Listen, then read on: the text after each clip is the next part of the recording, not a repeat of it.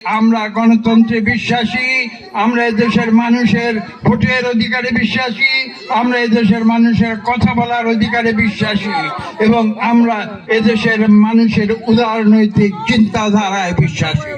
আমরা কখনো কোনো চরমপন্থায় বিশ্বাস করি না বলেই বিএনপি আজকে জনগণের ভোট পেয়ে বারবার এদেশে সরকার গঠন করেছে। আমরা জানি আজকে বাংলাদেশে বিভিন্ন ধরনের রাজনৈতিক আলোচনা হচ্ছে। আপনাদের মনে রাখতে হবে, উদারনৈতিক গণতান্ত্রিক শাসন ব্যবস্থা ব্যতিরেকে বাংলাদেশের মানুষ কোনোদিন সুখী হতে পারে না। আমি স্পষ্ট করে বলে দিতে চাই, বাংলাদেশের মানুষ অবশ্যই আমাদের ধর্মে বিশ্বাস করে, তারা ধর্মপ্রাণ মানুষ, কিন্তু বাংলাদেশের মানুষ কখনো ধর্মান্ধ নয়। তারা ধর্ম নিয়ে কখনো বাড়াবাড়ি করে না। তারা নিরিবিলিতে তারা ব্যক্তি জীবনে যার যার ধর্ম অনুসরণ করে, কিন্তু ধর্মকে অস্ত্র বা ঢাল হিসাবে ব্যবহার করে তারা কখনো অন্যের ক্ষতি করে না।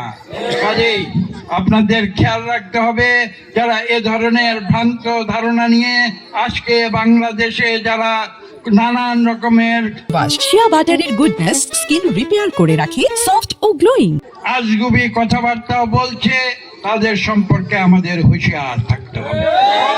আমরা বাংলাদেশের মানুষ, সভ্য জগতের মানুষ, আমরা বাংলাদেশের মানুষ, আমরা আত্মজিজ্ঞাসার মানুষ, আমরা বাংলাদেশের মানুষ তারা সুচিন্তিত সভ্য শ্রেণীর মানুষ। আজকে বাংলাদেশের মানুষ কিন্তু তারা আত্মবিশ্বাসী মানুষ। বাংলাদেশের মানুষ কখনো অন্যের প্রতারণার মিথ্যা ছলচাতুরির কথায় বিশ্বাস করে ভোট দিতে পারে না। এ কথা আপনাদের মনে রাখতে হবে। অনেক সুন্দর ভিন্ন ধরনের কথা আজকে অনেকে এসে আপনাদের কানে কানে বলবে, কিন্তু আপনাদের বুঝতে হবে যে এইসব মিথ্যা আশ্বাস দিয়ে কোনোদিন দেশ গঠন করা যায় না। দেশ গঠন করার জন্য, দেশের উন্নয়নের জন্য পরীক্ষিত সৈনিক প্রয়োজন। সেই পরীক্ষিত সৈনিক আমাদের বিএনপির ভিতরে আছে। শহীদ প্রেসিডেন্ট জিয়া রহমান ছিলেন পরীক্ষিত সৈনিক, দেশনেত্রী বেগম খালেদা ছিলেন পরীক্ষিত সৈনিক এবং আমাদের বর্তমান নেতা জনাব তারেক রহমান হচ্ছেন পরীক্ষিত সৈনিক। এবং সেই আদর্শকে সামনে রেখে বিএনপির জাতীয়তাবাদের আদর্শ, যে জাতীয়তাবাদের আদর্শে আমরা বাংলাদেশের প্রতিটি নাগরিককে সমান চোখে দেখি, সমান হিসেবে বিবেচনা করি, জাতি ধর্ম বর্ণ নির্বিশেষে আমরা কোনো নাগরিকের মধ্যে প্রভেদ করি না।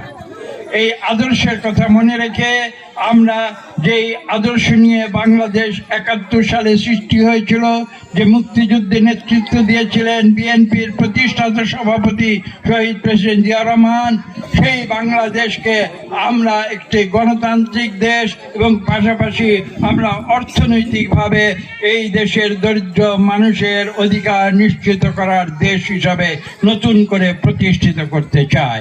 এবং সেটা করতে হলে আগামী 12ই ফেব্রুয়ারি আপনাদের কোনো গাফিলতি করলে কিন্তু সেটা আপনারা ক্ষমা পাবেন না।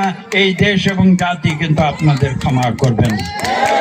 সেদিন 12ই ফেব্রুয়ারি আপনারা সচেতনভাবে আপনারা ঘুম থেকে উঠে আপনারা ভোট কেন্দ্রে গিয়ে ধানের শীষে ভোট দিয়ে বাংলাদেশের ভবিষ্যৎ উন্নয়ন আপনারা নিশ্চিত করবেন, এই বিশ্বাস আমার আছে।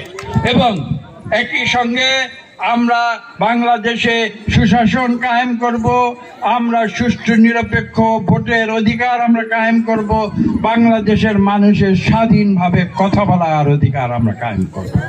এবং সেই কথা মনে রেখে আপনারা আগামী যে ভোট আপনারা বিগত 17 বছর দিতে পারেননি, আপনারা দেখেছেন আমরা যখন ভোট দিতে গেছি বিগত 15 বছর দিনের ভোট রাতে হয়ে গিয়েছে, অথবা তারা জাল ভোট দিয়েছে, অথবা ব্যালট বাক্স ছিনতাই করে নিয়েছে, ভোট ডাকাতি করেছে এবং মিথ্যাচারের মাধ্যমে তারা ভোটের ফলাফল ঘোষণা করে তারা যারা পরাজিত ছিল তাদেরকে তারা বিজয়ী ঘোষণা করে তারা একটা মিথ্যা সংসদ গঠন করে, একটা মিথ্যা সরকার গঠন করে বাংলাদেশকে ধ্বংস করে দিয়েছে।